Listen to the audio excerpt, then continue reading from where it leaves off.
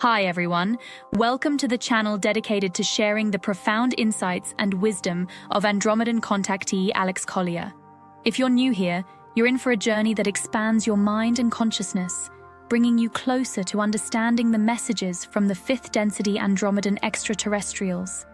For those returning, we're grateful for your continued support. Before we dive into today's enlightening content, we have a small favor to ask. If you find value in the knowledge shared in this video, please consider hitting that like button, subscribing to our channel, and clicking the bell icon so you never miss an update. Your engagement helps us amplify Alex Collier's message, allowing us to reach a larger audience with these vital messages. We'd also love to hear from you, so please engage with the comments below. Whether it's a question, your thoughts, or even just an emoji for the sake of engagement, every comment counts. We read every single comment, and your feedback is incredibly valuable to us, as it all contributes to our mission of expanding this community. So please don't hesitate to leave your thoughts below. Additionally, if you'd like to support us further, consider giving a super thanks tip by clicking the heart with the $sign. This small gesture allows us to continue bringing you more of Alex's messages, unfiltered and directly from his lifelong experiences with the Andromedans. Today's video includes a compilation of several of the many important questions Alex Collier has received over the past few years, so please sit back, relax, and enjoy today's video.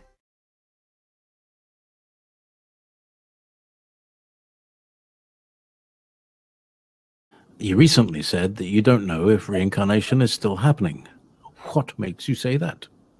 Asks Phyllis Canning. I'm sorry, I was thinking. Please read the question again.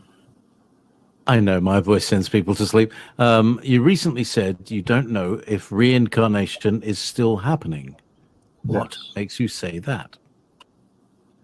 Well, because I was told that it was being ended, that they weren't allowing the recycling of souls here, that any souls that were coming in at this point to join humanity were dimensional souls, special souls, that the human souls that were not being recycled here over and over and over again, that had stopped.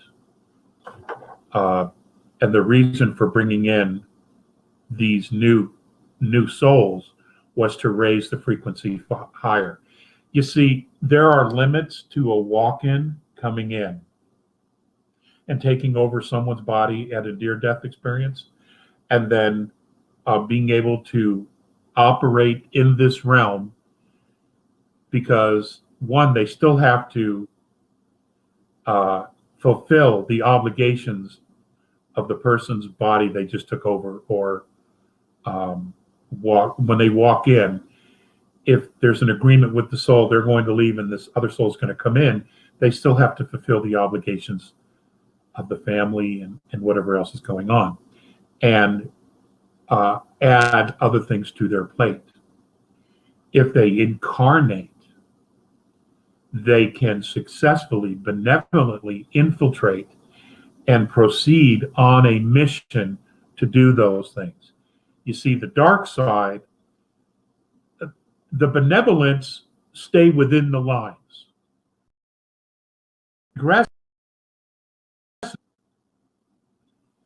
And ultimately, that always ends up being their failure.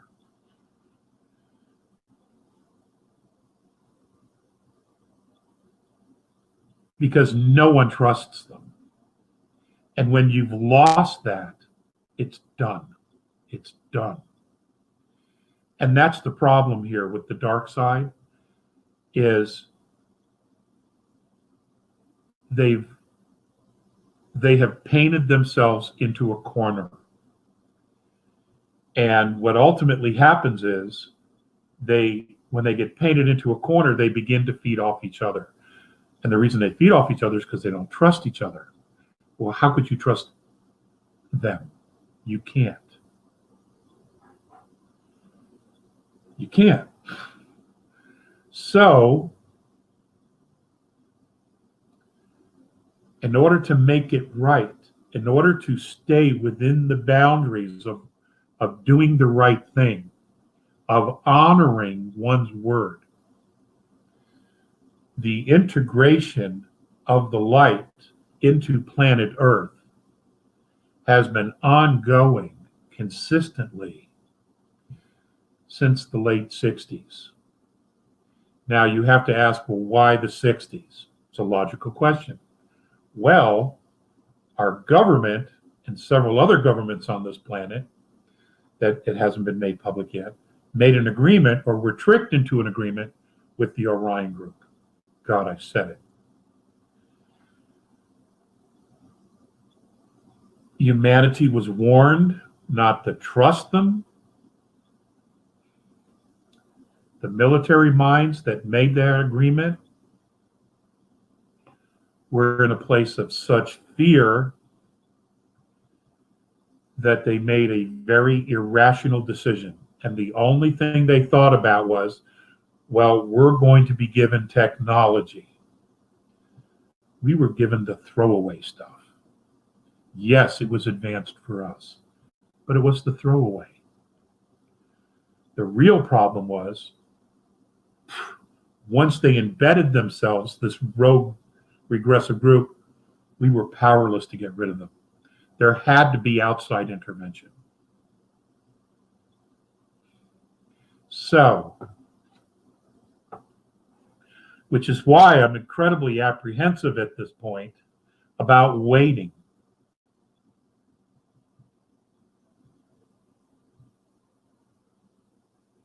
It's about waiting. Because we're humanity. We're the light on this planet. We're the consciousness on this planet. Yes, we share it with other life forms.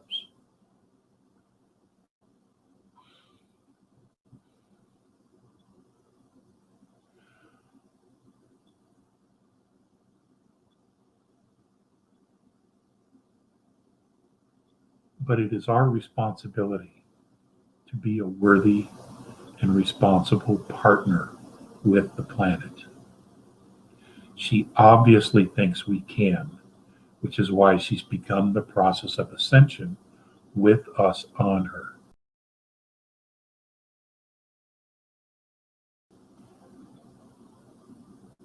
I don't think enough is said about the importance of this movement, and the role that we actually have to play on it.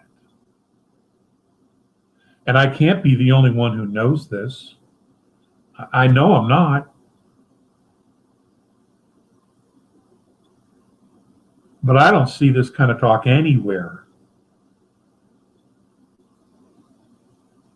or not enough of it.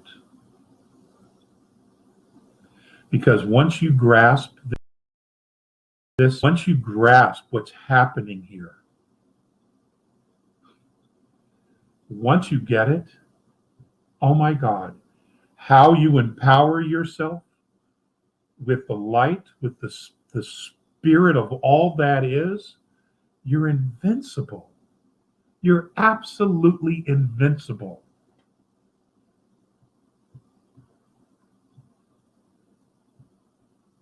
And nothing can stop you but yourself. That's sovereignty. That's real freedom.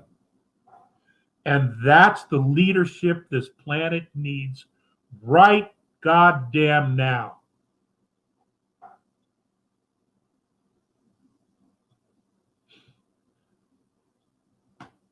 And that's exactly how I feel about it. So everybody's clear, okay, about where I'm coming from. Now you know.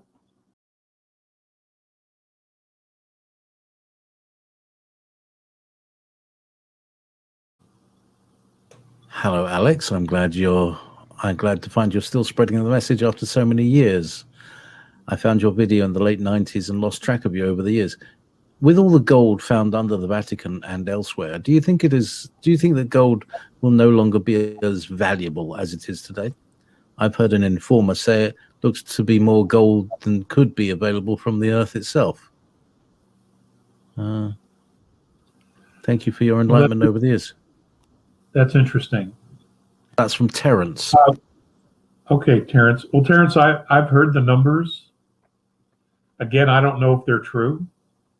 I mean, I've heard the numbers, but gold has other properties other than being used for money. It can be used for healing. It can be used for technology, for circuitry.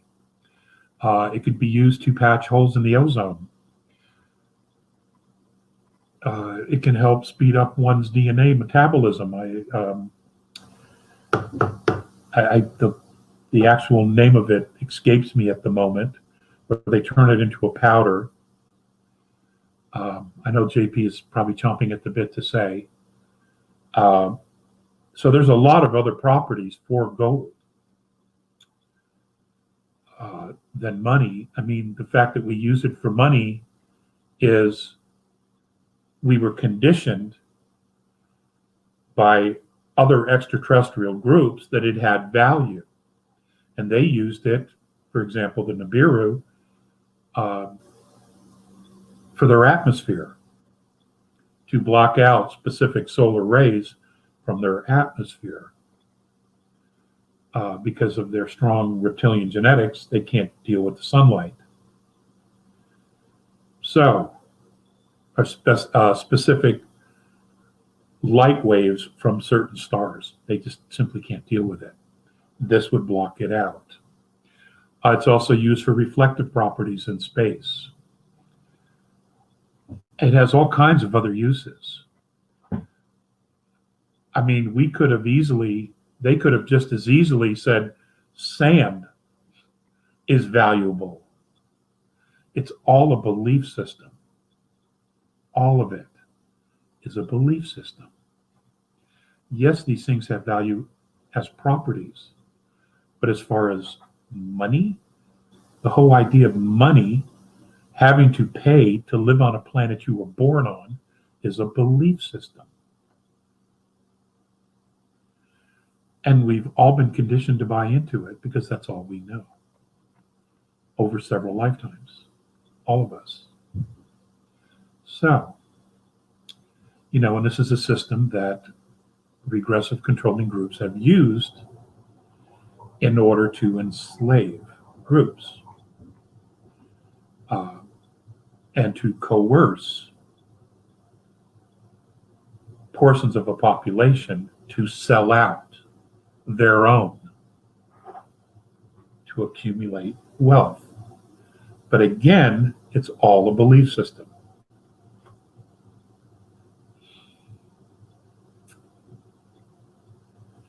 So we're still stuck because we're still asking these kind of questions. But it's going to take a while. It's going to take a while. I think once we start interacting with other benevolent star nations and we learn how they live, our belief systems will shift and change rapidly. Because we don't have any other reference.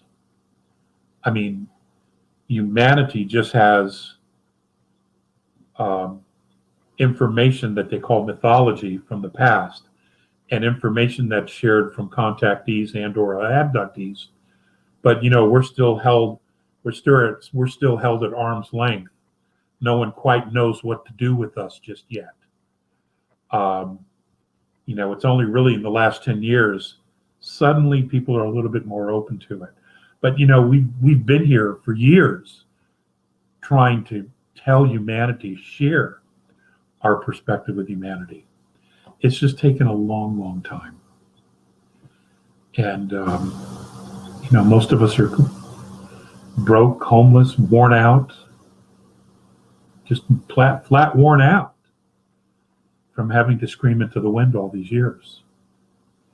So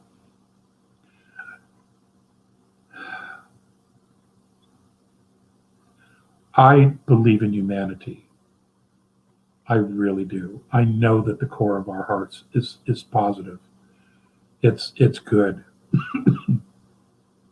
that when push comes to shove, with all the information, we will do the right thing. That is just who we are. When things are at their worst, we are at our best. You know, we rise to the occasion. We do what we can to help each other.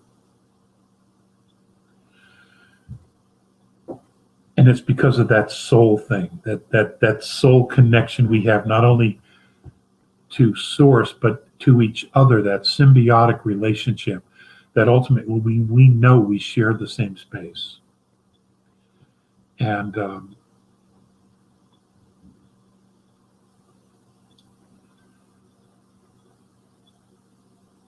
that we'll do the right thing. I just know it. Because, you know, we have. I mean, we're still here. Everything's been thrown at us. Asteroid strikes, pole shifts, wars, pestilence, plagues, you know, ancient alien nuke drop wars all over the planet. And we're still here. We're still thriving. We're still having families, bearing children, hoping, moving towards something good. That not only deserves recognition,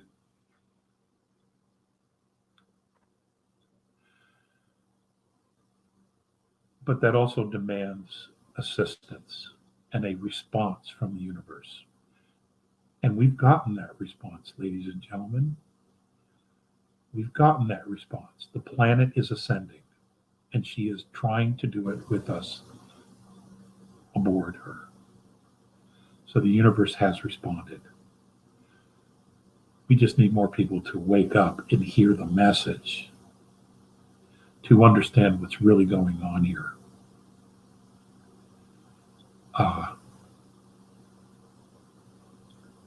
To become part of this adventure of taking a form from third density into fourth and then into fifth, and a planet as well.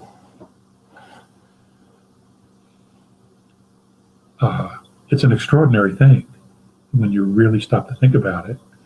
And what's even more extraordinary is the shift and the change that it makes throughout the universe. You know?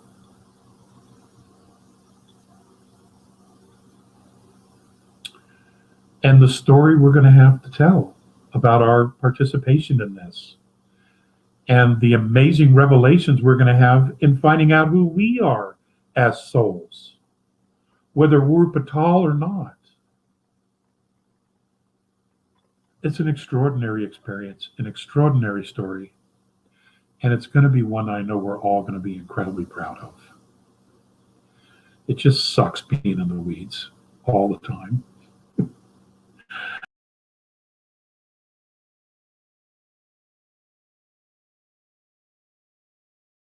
How are these two related? Our need to increase our frequency to advance to 4th to 5th dimensions and the rising frequencies we're exposed to with human resonance and 5G. Are those frequencies the same thing, and do we need to protect ourselves from EMFs? Okay. EMF frequencies are an issue. However, it's a very old technology. Now, the purpose of the shifting of the Schumann, of the rising of the Schumann and the spiking, is to get all of the cells of our body accustomed to holding more light. That's the purpose.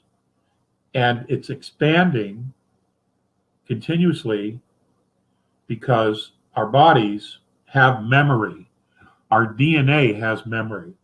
And inside our DNA, we have the memory of being part of other star nations that are third, that are fourth, some that are even fifth.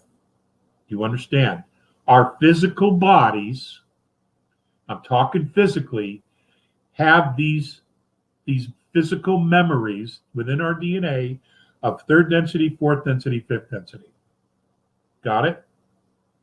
Now, In order to get those bodies prepared to jump eventually to fifth, you have to increase the body's ability to hold the light, because we've been at 7.8 hertz forever. Generations have been bred over and over and over in that 7.8 hertz. That 7.8 hertz can't jump to fifth density to 1500 Schumann resonance octave overnight. It isn't going to happen. Our bodies will just die. It can't handle the frequency. So the purpose is to prepare the body for the frequency. It's like, okay, you're going to run a marathon. Do you get out of your car, put on your sneakers, and then try to run a 7-mile marathon? No, you'd have a heart attack. You have to do preparation. You have to build the stamina in your body to be able to do it. You have to stretch your body, your mind, your will, your desire, your intention to do it, to not only build the body strength to be able to do it, but consciously to see yourself running that marathon and running that 7 miles and crossing the finish line. That's what's happening now. The idea is to physically prepare you, but at the same time, spiritually, mentally, and spiritually, to prepare you for the journey. Okay, what is it you want? Clarification of the goal belongs in the beginning, not at the end. Very important fact to remember. Okay, if you don't know what you want, how the hell can you ask for it? Right? So, it's all preparation. We are all practicing right now for this jump. We're doing it. Our children are doing it. Their bodies are going through the same thing, whether they're aware of it or not. Their bodies are learning to hold more light. And then their children, your grandchildren, will be doing the exact same thing. This is the preparing of the human race to jump this octave. It's called the law of consistency.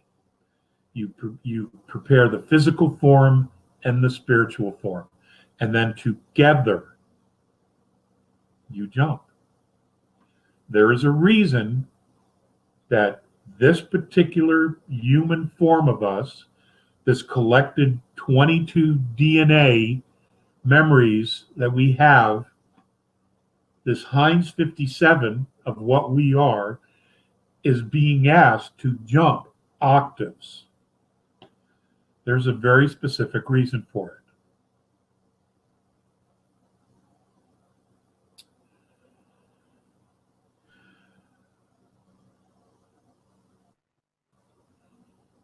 it. And a placeholder is already in fifth density waiting for Earth. So this is happening. Okay, and the fact that what we do here dramatically affects fifth density, this is happening. This is happening. We just have to go through the steps. And we haven't been prepared. We're now scrambling, trying to figure out what's this all mean. Because we've had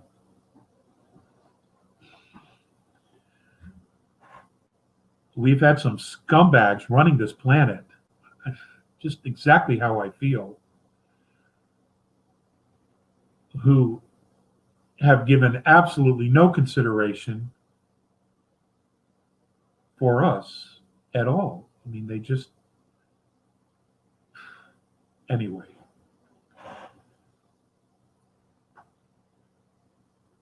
It has to be connected.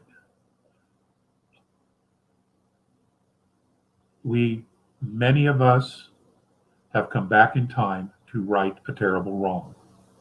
It could very well be that this particular exercise of taking this particular human physical form into the higher octaves was a great loss to not only the galaxy, but to the universe as a whole.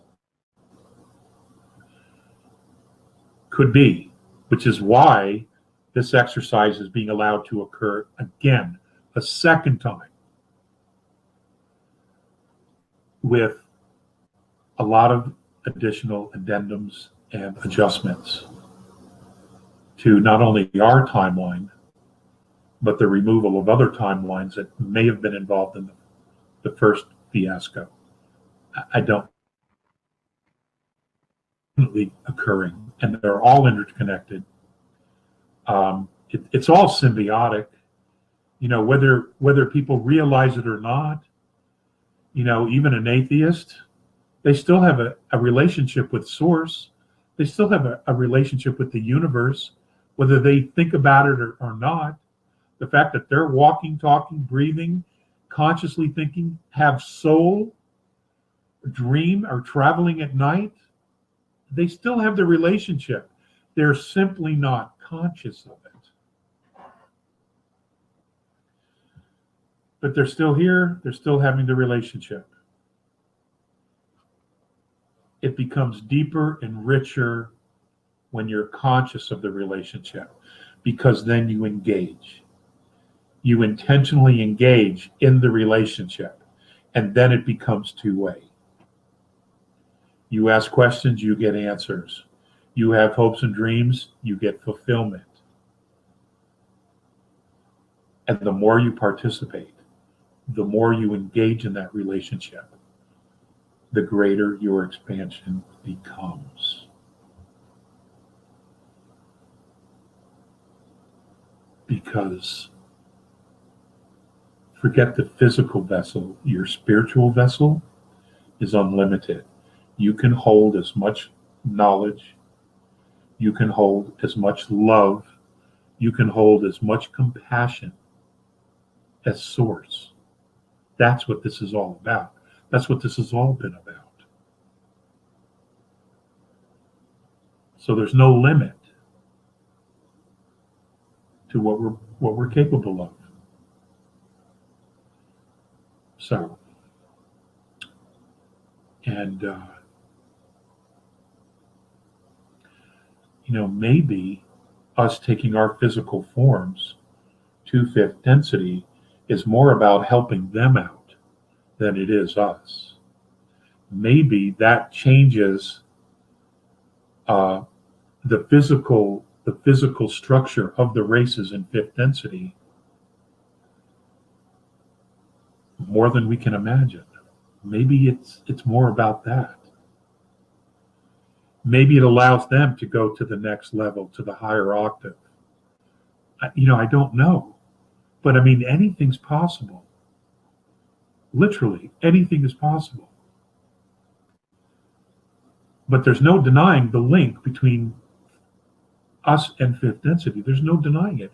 There's clearly something there. That they would invest all this energy and time into our mission and our progression up the ladder of octaves of frequencies. It's really fascinating, What I would love is for a bunch of us to be somewhere outdoors, around trees with a great campfire, and we could just all chill and just have this kind of a conversation. Just to laugh and share and,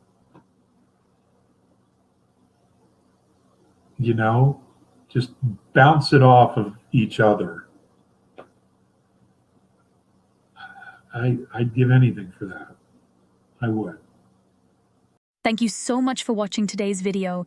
If you found it insightful, please like the video, and if you haven't already, please subscribe to our channel and click the bell icon so you don't miss out on future updates. If you have any questions relating to today's video, please also leave them below. We read all the comments and take on board what our viewers have to say about Alex Collier's work. Remember, your support helps Alex Collier's knowledge and the messages from the Andromedans reach more people. If you'd like to support the channel even more, you can give us a super thanks tip by clicking the heart icon with a $sign. It really helps our team bring you more content. Also, be sure to visit alexcollier.org to sign up for our regular email newsletter. It's the best way to stay updated with the latest news, exclusive content, and upcoming live webinars. For the latest insights from Alex Collier, check out alexcollier.live. And if you want to explore over 250 past webinars, head over to alexcollier.tv. Thank you for being a part of this journey and supporting Alex Collier's work. We couldn't do this without you, and we're genuinely grateful for your support. Until next time, stay curious and keep exploring the vast mysteries of our universe. If you would like to see the Andromedan Contactee Alex Collier live via video stream, we hold a live online seminar every Friday at 2 p.m. Eastern Time. For more information on upcoming live webinars, please visit alexcollier.org.